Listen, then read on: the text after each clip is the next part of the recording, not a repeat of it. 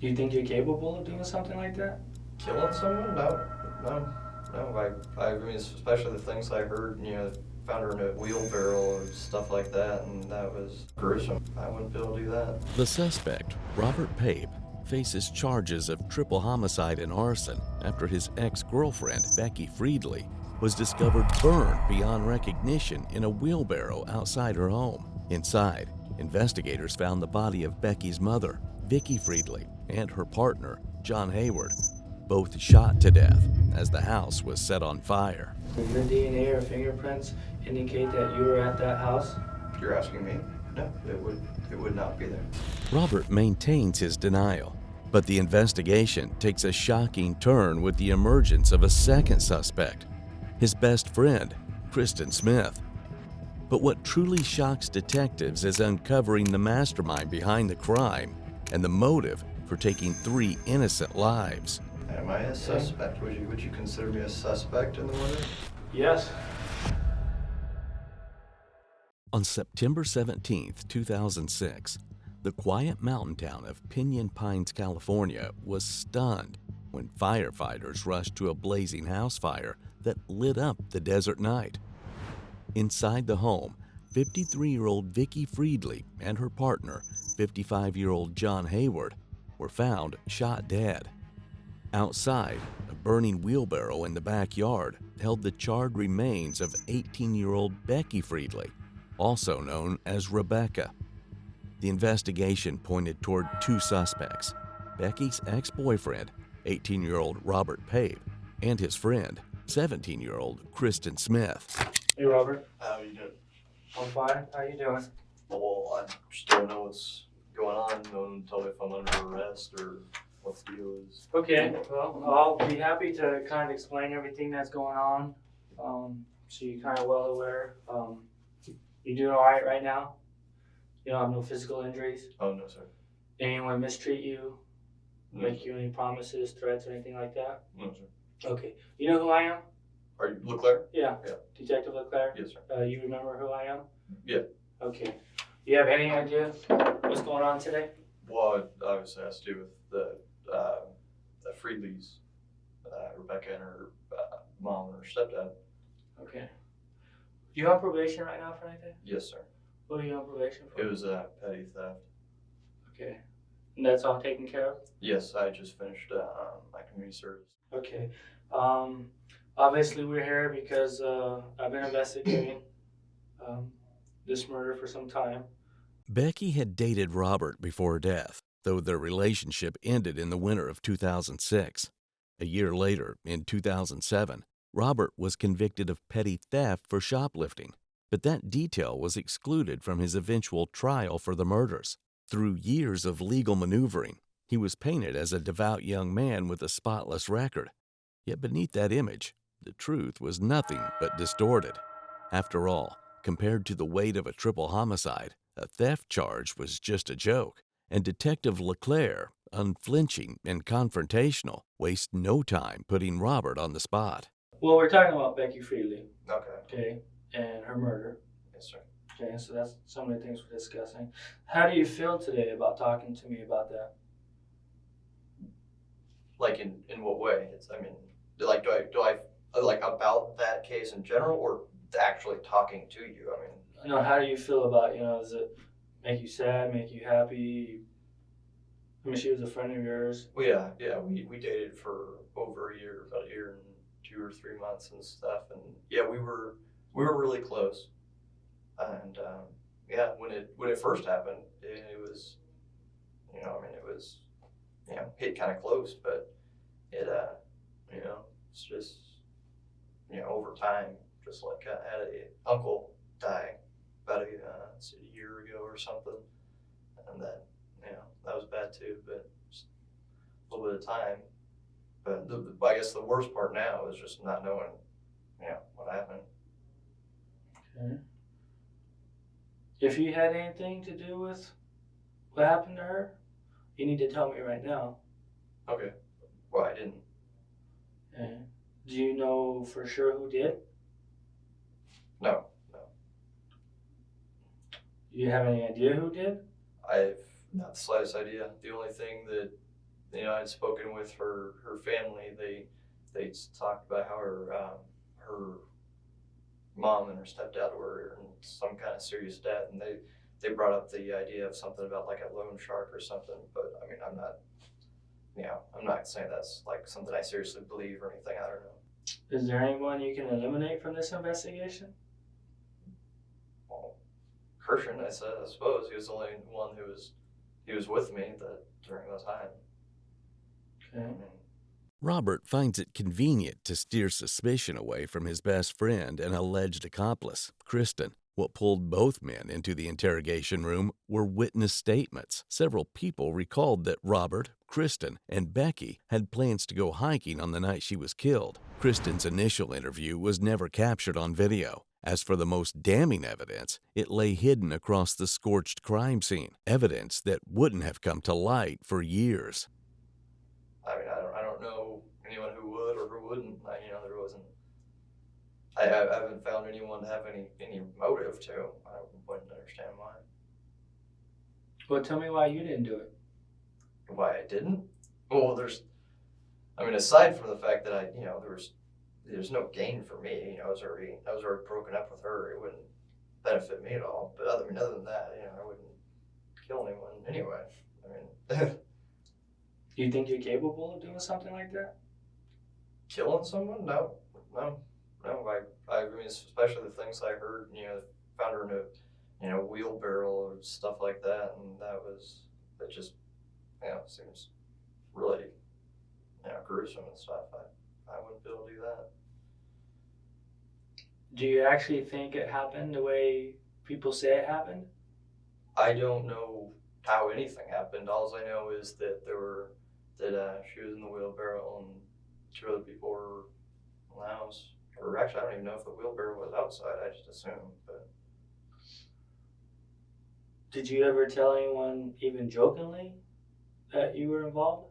No. Are you willing to take a polygraph to verify your truthfulness? well, I mean, I just don't.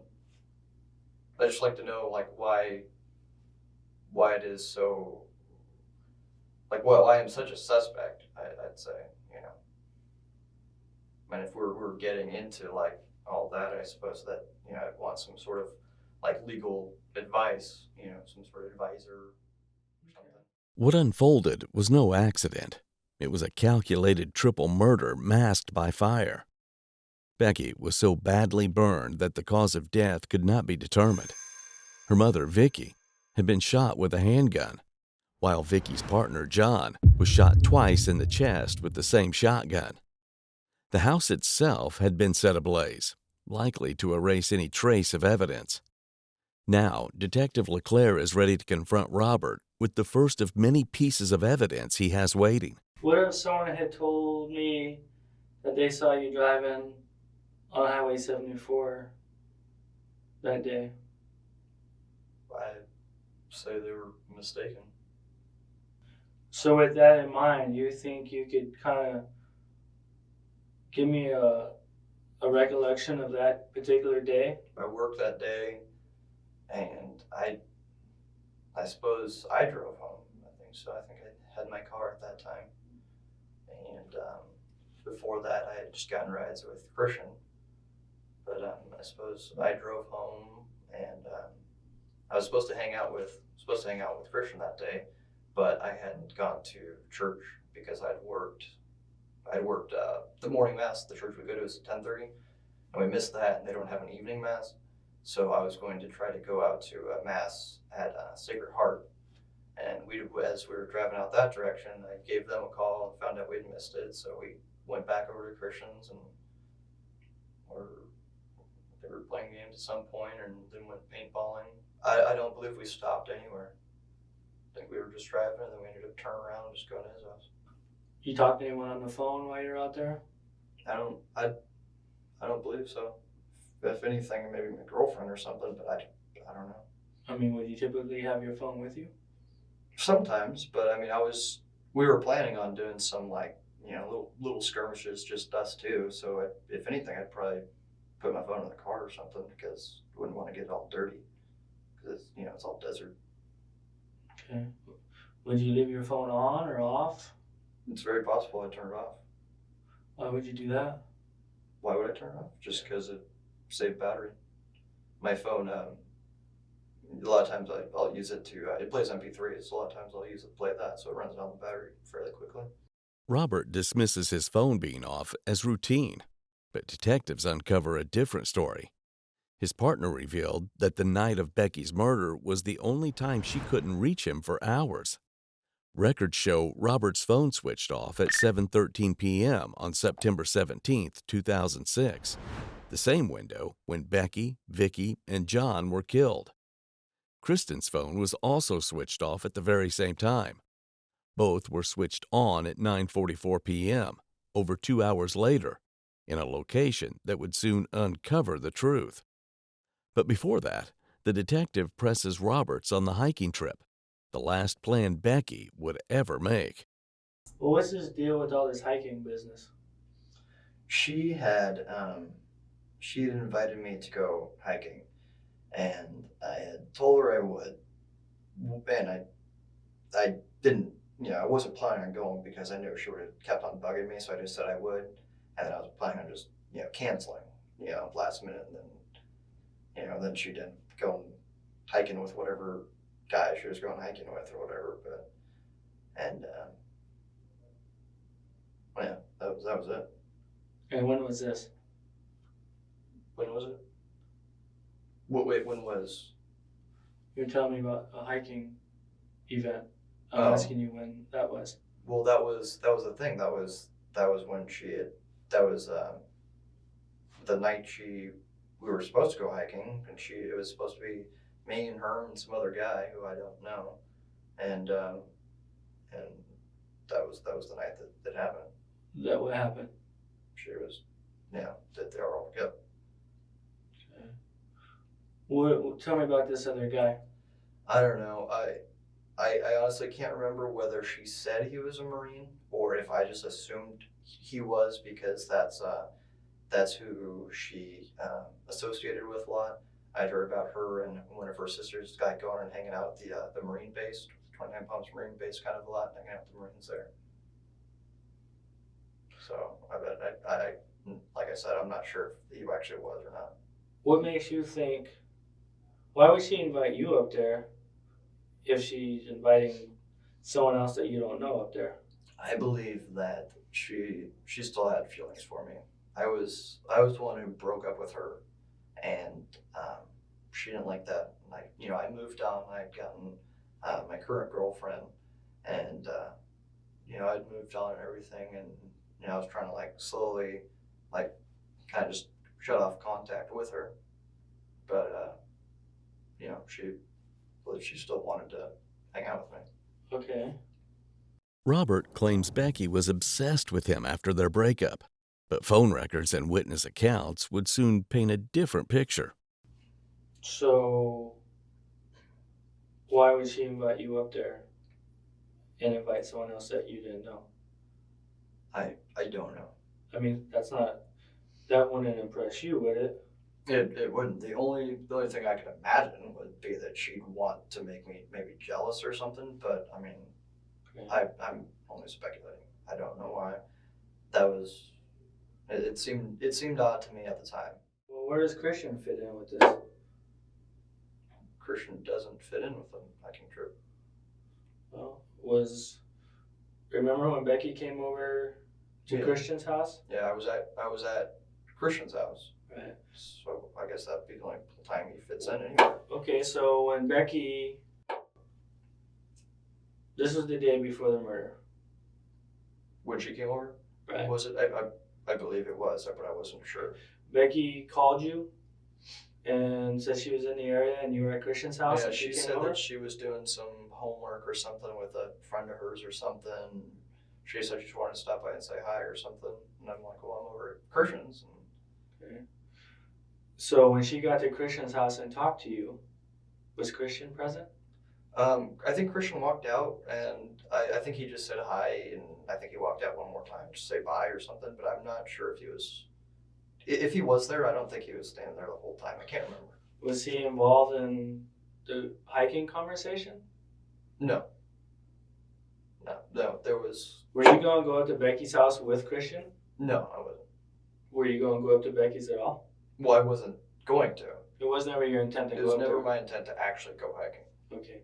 Did you lead Becky to believe that you and Christian were going to go up there together? No, I don't believe so. I believe I just said I was just going to go. Yeah. So why would the other people believe that you and Christian were the ones going up there? I'm not sure. I mean, I guess suppose it's possible that maybe he was included since he was there. But I, as far as my recollection, I thought it was just me. Robert insists it was only he who planned to go hiking with Becky. But Becky's best friend, Javier Garcia, told police she had called him the night of the murder, saying both Robert and Cristin were on their way to her house. Cristin's father also admitted in an interview that the boys had planned to meet Becky that night. Two separate sources confirmed it wasn't just Robert making the 40-minute drive to Pinyon Pines. It was both of them. Earlier you mentioned something about a wheelbarrow. Yes. What was the deal with that? Well, Javier told me, he called me and told me that there was a body in a wheelbarrow, and he later told me that it was her body. Yeah. Have you ever seen a wheelbarrow at her house? I don't know, there's all sorts of tools. They had a little tractor and things like that. I imagine there would be a wheelbarrow. But I don't believe I've personally seen it. Okay. So if you haven't personally seen it, then it's fair to say you've never touched it? I wouldn't imagine, but I've played around in their garage before, just because he had a lot of power tools. I know if I've played with the different tools. Some are power tools, some are gasoline. Right, but there's a difference between tools and a wheelbarrow. Yeah, You know what a wheelbarrow is, right? I know what it is, but like with the phone thing, I just assumed. I'm not gonna say I never touched it, because it's possible that I've touched it before. How could it be possible if you never recall seeing one? Well, I mean, things can be somewhere and you don't remember it being there. Surely you remember a wheelbarrow. Well, I mean, I don't know what their garage looked like after the fire. It could look like, in the pictures I saw like online, it looked like that side wasn't the garage side wasn't as burnt as bad. So I don't know if the garage is okay, but if you've seen it, there's a lot of stuff in the garage. So it's kind of like my grandma's garage down here. There's a lot of things in there, and I'm sure I've touched a lot of them and couldn't recall it being there. Well, you know what DNA is? Yes, sir. Okay. And I'm talking about not DNA from years ago. I'm talking about DNA and fingerprints that are left at a crime scene. Okay. You know, that's stuff that you say, hey, this is stuff that's left now, not from 6 months ago or 12 months ago and all that stuff. Mm-hmm. Okay. All right. So she died on a particular date. Okay. We processed the crime scene for evidence. Okay. And certain evidence was collected. Okay. And that evidence tells us certain stuff and even gives us time frames. Okay. So would your DNA or fingerprints indicate that you were at that house on a day? You're asking me? Yeah. That she died? No, it would not be there. Okay. The DNA on the wheelbarrow was too degraded to be useful, but the DNA found in its sides told a very different story, a story that Robert had no idea was about to unfold, likely unaware that anything incriminating had been left behind at the scene. Becky had feelings for you. Did you have feelings for her still? She was a big part of my life, and I couldn't just cut off everything, but it was, I was in the process of moving on. Definitely there wasn't as much feelings as there was, earlier. Okay. So let's take like the 7 days prior to her death. Okay. Because I understand, you guys broke up like what, January of 2006? So we broke up in January. That would make sense. Do you know when she died? September, because the year Do you know what anniversary day? just came around. No, I don't know. Okay. So in those 9 months, have you guys communicated, or what was the relationship in those 9 months?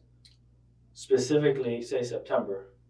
I'm sure February, maybe you guys talk more than September, or vice versa. So tell me how that worked. I think the time that I had spoken with her, like the night before or day before or whatever, before the murders, whatever happened. It was a murder. Okay, all right. Then I hadn't spoken with her in a good amount of time, because I was, like I was saying, I was trying to slowly stop the communication, just kind of move on. I don't know what you mean when for your time frame. A little amount of time. Okay. I honestly don't remember the last time I had spoken with her before that. It was probably more than a month. Did you talk to her on the day she died? The day? Yes. Okay. How many times do you think you talked to her on the day she died? I believe once. Okay. Did you see her that day? No, not that day. Okay. The day before she died, you talked to her in person at Christian's house? Yes. Okay. Did you, and I know you said she called on the phone before she got to Christian's house. Okay. Yeah. So that's 2 communications that day. Did you guys have any other conversation that day? Wait, 2 communications that day? She called you, said I'm in the area, and I'm gonna come by. Then she showed up at Christian's house. Okay. So you guys had 2 conversations. Okay, yes. Okay. So other than those 2 conversations, did you talk to her at any other time on that day before she died? I don't think so, but I mean, I guess it's always possible that, it's like, oh, called to say something real quick or something, but there shouldn't have been any other, like, detailed conversations. What about that day before?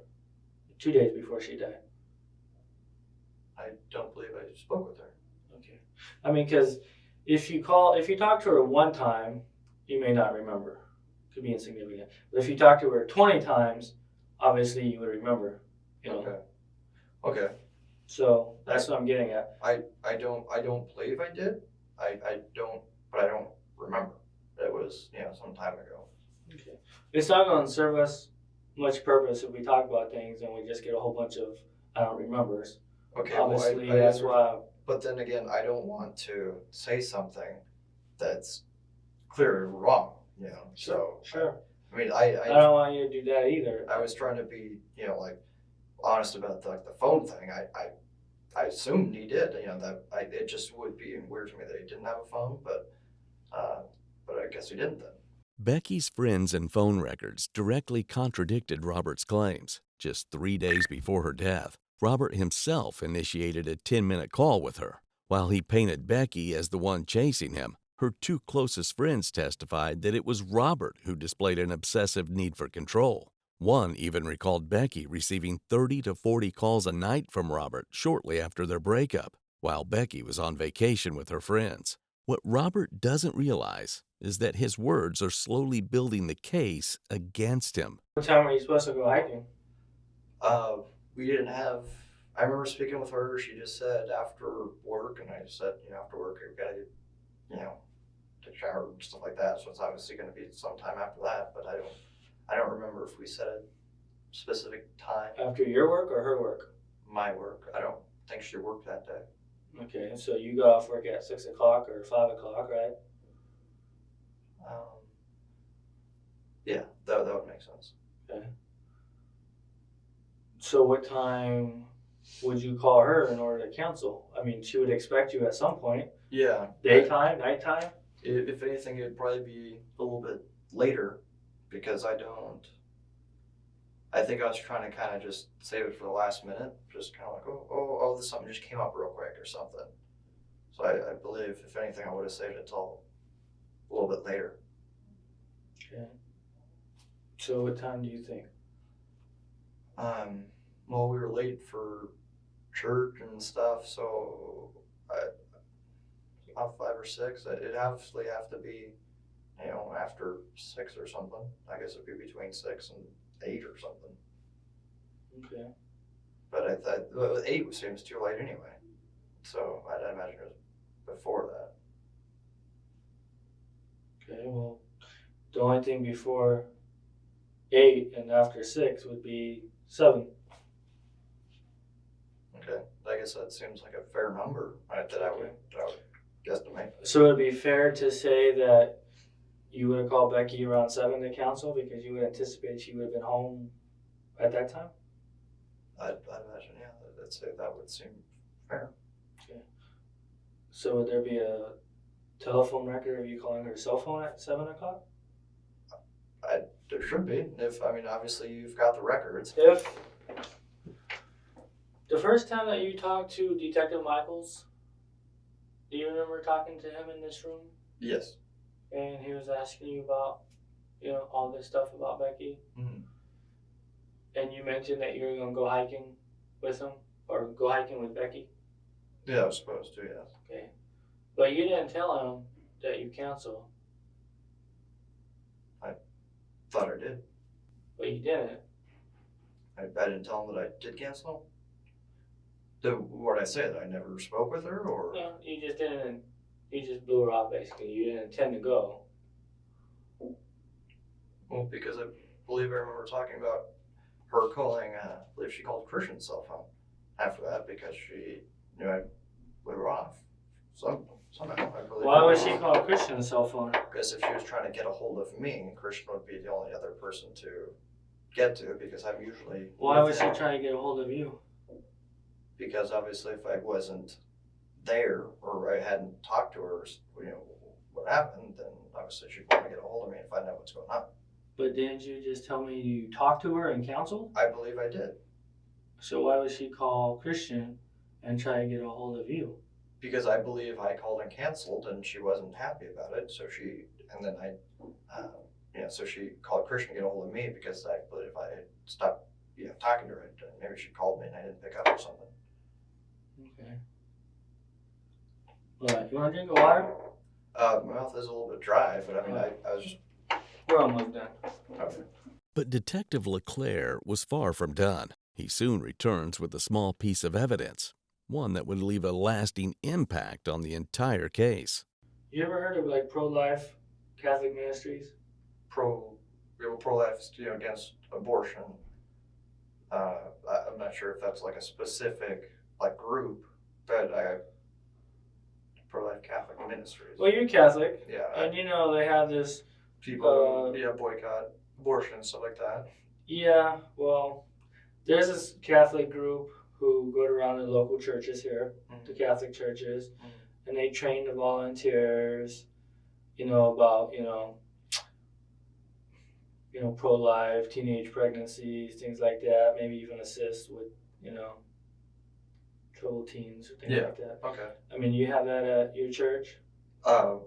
There are people who are involved in it. My mom is involved in a program. It's called Magnificat. I don't know what all that consists of, but some of this organization, it's probably the main, diocese in San Bernardino. Their groups probably come around, they pass out their business cards, they go to your church, Sacred Heart, You ever seen any of these business cards? A business card? I don't know. Well, they say pro-life ministries on them. I don't recall, but I would imagine, maybe I've seen it, but I just don't recall seeing it. But just a business card, I don't know. Well, it's just not a business card. You're 19 years old. Yeah. Okay. You go to college. You tell me that you've explored a career in law enforcement. You've taken this class. I'm taking it now, yes. Okay. So these aren't just general questions. These are things that maybe you know the answer to or you don't. Okay. So if there was a business card with your fingerprint on it that said pro-life ministries, would there be a reasonable explanation for it? It would make sense because my mom is involved in pro-life, things like that. So I wouldn't. It would make sense that your mom's fingerprint's on it, but I'm asking you about your fingerprint. I've helped out with the different things. I've gone and do little protest things, like go stand in front of the abortion clinics and things like that. I've passed out flyers and stuff. If a business card was part of that, then I'm not ruling out that I wouldn't have touched it. It would make sense if my fingerprint would be on something like that. Okay. Was Becky involved in that? Pro-life? I don't believe so. I mean, would you have conversation with her about it? I know we've spoken about it. I don't think she's ever like done anything that involved like stuff like that. I don't remember. So Anything like that too. would you give her a business card? Maybe I would. I mean, it's there's. I mean, I've got things like that. That I just Robert, you're telling me that you're kind of involved in it, yeah. I mean, I wouldn't But- like actively. but Becky's not. You would remember if you gave Becky a business card related to this pro-life abortion stuff. Okay, I don't know why I necessarily recently. recently. Okay. I don't know why I would have given her a card like that. I really don't know why I would have. Well, I'm asking you, would you have or would you not have? I'm not saying it's something I'd never do. I mean, Well, certainly you would remember if you did. well, I don't know why I would necessarily remember something like that. Why is that such like? It's not like a significant event. It's just Well, Becky's death, okay, yeah. Becky's murder that's is what's pretty significant. but I don't know how that makes a business card significant. Well, Like- a business card about, pro-life and things like that, you're involved in it, she's not, Okay. you would remember, Why you give it to her. would I remember that specifically? I mean, it's a business card. You so it has remembered a something to- lot of things that weren't significant about all this. Like what? All sorts of things. We've talked about things for all sorts of things that you remember, calls and conversations and places. They had no significance, but you seem to remember that. The seemingly ordinary business card turned out to be one of the most pivotal pieces of evidence in the case. Found just feet from where Becky was killed, it bore partial fingerprints, but forensic technology wasn't advanced enough at the time to make a definite match. By 2014, the prints were identified as Cristin's. Yet in every interview, Cristin insisted he had never set foot in Becky's home. So how did his fingerprints end up on a business card 40 minutes into the mountains at the scene of a triple murder? Am I a suspect? Would you consider me a suspect in the murder? Yes. Why was it that Christian's dad was told that like We're not We- talking we about were- Christian. I We're not didn't talking about say Christian's dad. I didn't say We're Christian. talking about Robert Pape.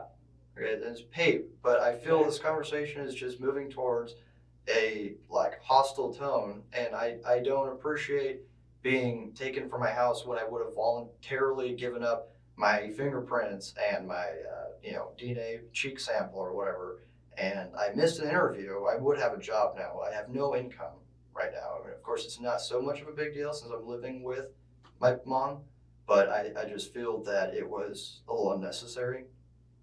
I thought Becky Friedli's tragic death was significant in your life. That was significant. Well, it is significant. What says that that's not significant? You just I you just turned the page and thought some other things in life were significant. Why Christian's dad said this? Who cares about what he said? Let's talk about Robert. because someone had You won't- someone he spoke with said that Christian and I weren't suspects, but it seems pretty obvious we are. When was that? You can ask him. I don't remember exactly when it was, but Well, someone had. He's not here, so I'm asking you. When was that? Today? Yesterday? It was maybe about 4 months ago. Okay, well, things have changed in 4 months. Have they changed that much? They're really focused on. Were the police in your house 4 months ago? They weren't, but I don't know what. Were you taken from your house 4 months ago? I wasn't taking my Okay, house. so would you say things have changed in 4 months? That's what I'd like to know. I'd like to know what has changed, and I'd asked that, and I don't know what's going on. Okay, well, I'm a person who collects information. I'm not in the business of giving information. Things have changed and things constantly will move forward. Okay? And while I'm giving you an opportunity to show your truthfulness to me. Okay? And if you want to take a polygraph test and pass the polygraph test, then that will show your truthfulness. Really? Okay. Well, the other thing is if you look at the other side of the coin, when you, consider that, an attorney's only goal is to be like defending and making money. Well, obviously, isn't that saying that your only goal is to try to like make someone look guilty so that, maybe you can My only look goal is better? to find the truth, the facts. Okay, I get paid the same whether crime gets solved or doesn't get solved. What I'm making is it just seems like it's moving towards more of a hostile tone, and I just feel like I would feel more comfortable seeking some sort of legal advice. You can do whatever you want, Robert. Okay. Okay. All right. Well, then that's what I'm saying that I want to do. Okay, and you'll be able to. You can do that. Robert tests the waters, probing the detective to see how much evidence is stacked against him. But the detective isn't falling for his scheme.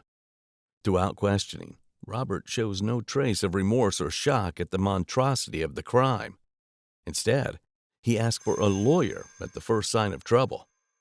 What he doesn't seem to realize is just how unsteady his situation is, because the detective is holding back even more records and evidence yet to be revealed.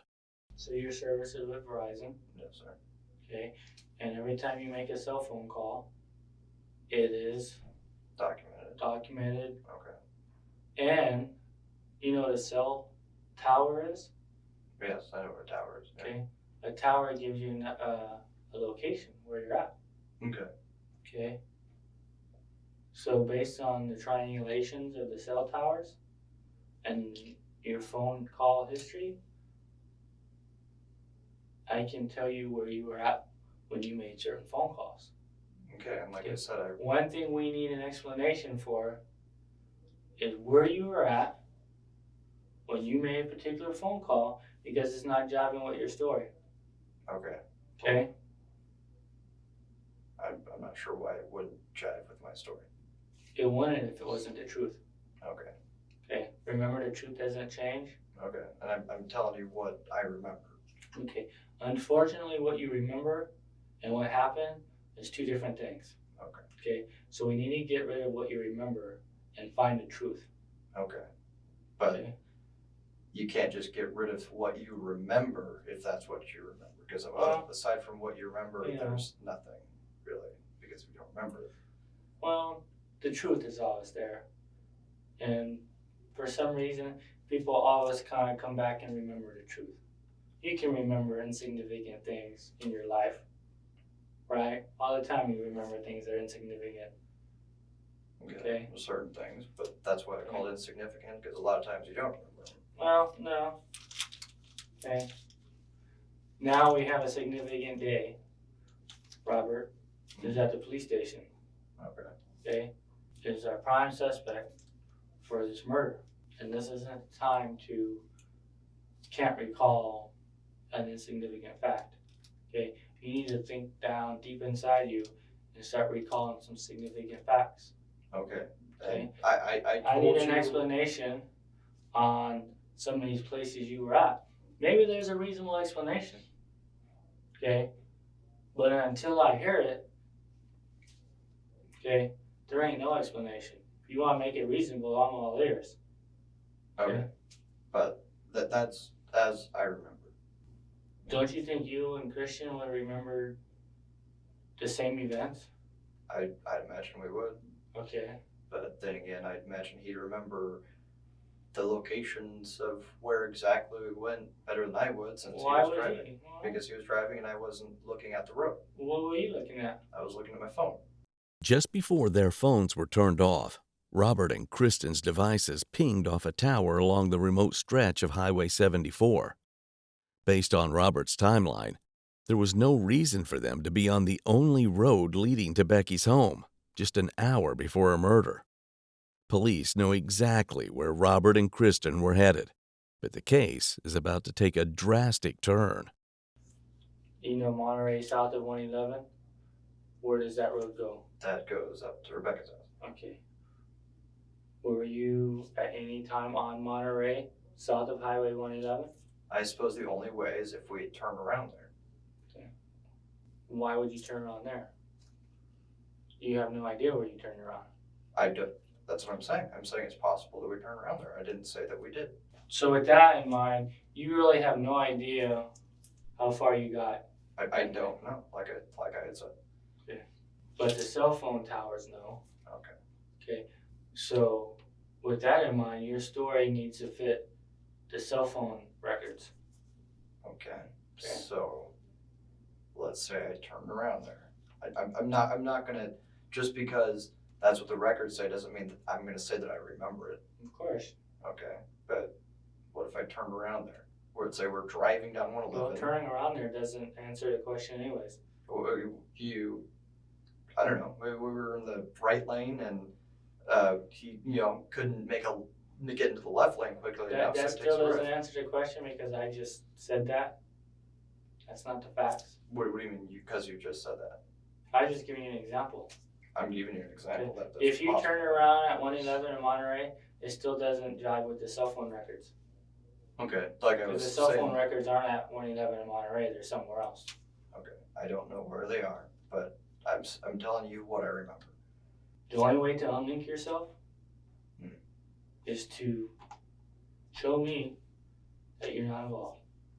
Okay, I don't know how to show you that I Okay, wasn't. I'll tell you. Okay? You contact me when you want to take a polygraph test, and you pass the polygraph, and then that will show me. that So you're not if involved. I pass a polygraph test, I will no longer be linked to this murder. You will not be the suspect. A failed polygraph wouldn't hold up in court, but the evidence pointed to the fact that Robert was lying through his teeth. Then he got an unexpected visitor, his alleged partner in crime, Cristin. At this point, the two hadn't spoken in several weeks. They thought they had drugs on me. They thought they had drugs. What you guys talking about? Not a damn thing. Yeah. Well, just the usual, but apparently there's been a break in the case recently. He was telling me that I guess they found something, so they swabbed me for my swabbed my cheeks for DNA and fingerprinted me. They did the same to me. How long have you been here? The clock's wrong. Yeah, I know. Been here since 10. Yeah, same here. 10:30, I guess. Where were they like keeping you normally? Like were you in that little cell thing? Mm-hmm. Smells like piss. Dude, I almost took a piss in there. Yeah, I have to pee, So I told him nothing. What'd you? It's just like the same stuff. She said you want to be a lawyer. I didn't say anything different.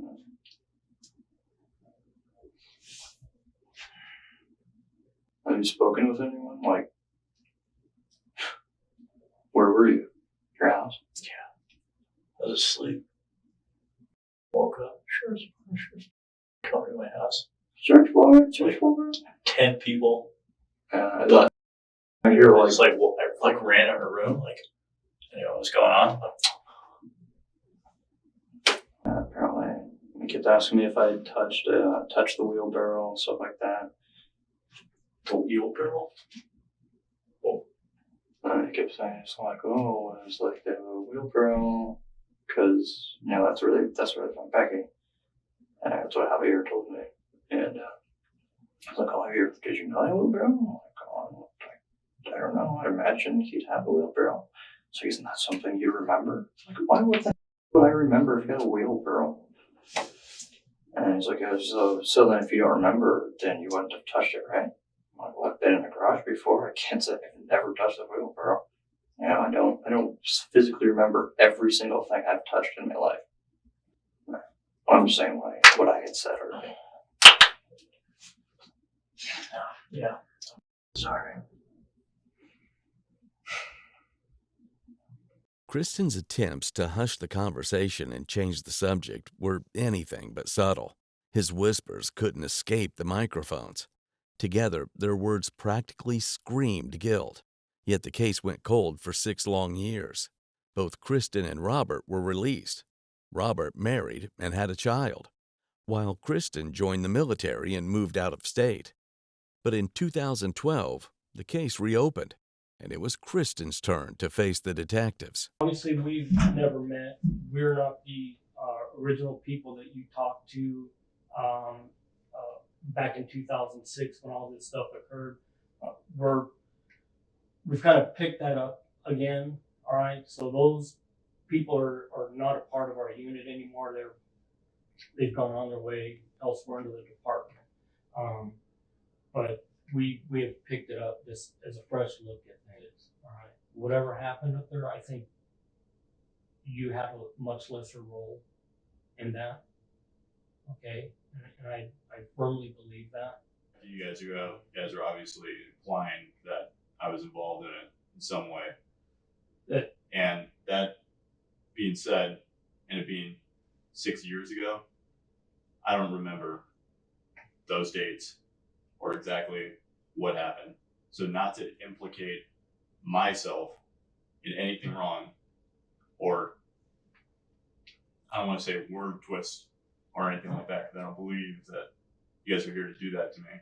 Not at all. No. I'd feel much more comfortable with a lawyer or something like that, because like I said, 6 years is a long time for me to just start It is. spouting off what I remember or what. The breakthrough came 8 years after the murders in 2014, when Cristin's former co-worker, Jeremy Witt, dropped a bombshell. He told investigators that weeks after the killings, Cristin had confessed that he and Robert went to the house and that things had gone wrong, leaving them no choice but to set it on fire. Investigators also uncovered images of weapons on Robert's phone and recorded statements tying him to the crime. Detectives pressed Cristin, hinting he played a lesser role. But would he prove as unyielding as he had 6 years earlier? And Cristin, that's and I guess that's part of the spill like this. Sometimes they get carried on.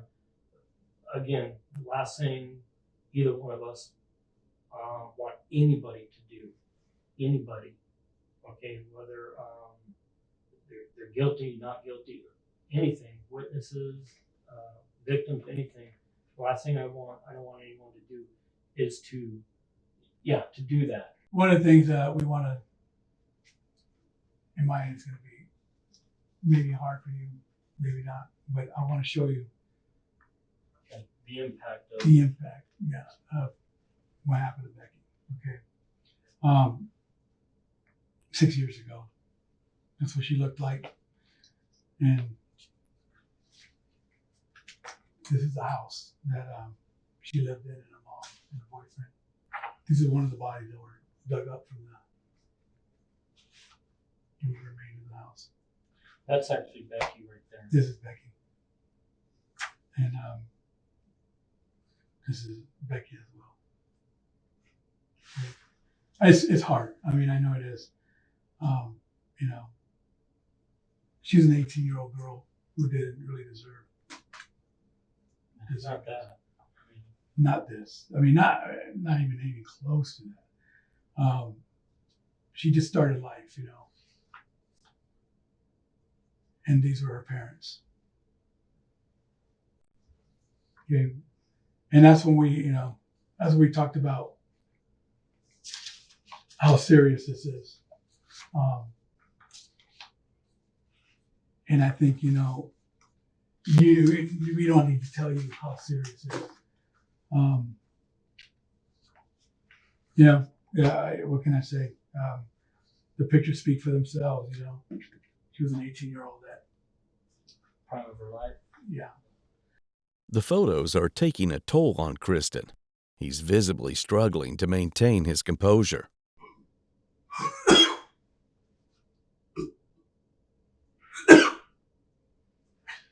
The sheer gruesomeness of the crime was enough to make Cristin sick to his stomach. But was Cristin just as culpable, or had Robert manipulated him into the crime? Robert and Cristin were initially arrested in 2014 but a judge dismissed the case on a legal technicality, allowing them to walk free. They were rearrested in 2016 under a stronger case, leading to a trial in May of 2018 that lasted 23 days, with 10 days of jury deliberations. On June 7, 2018, both were convicted. Robert Pape of first-degree murder for Jon Hayward and Vicki Friedli, and second-degree murder for Becky Friedli, and Cristin Smith of first-degree murder for all 3 victims. On August 10, 2018, they were each sentenced to life in prison without the possibility of parole.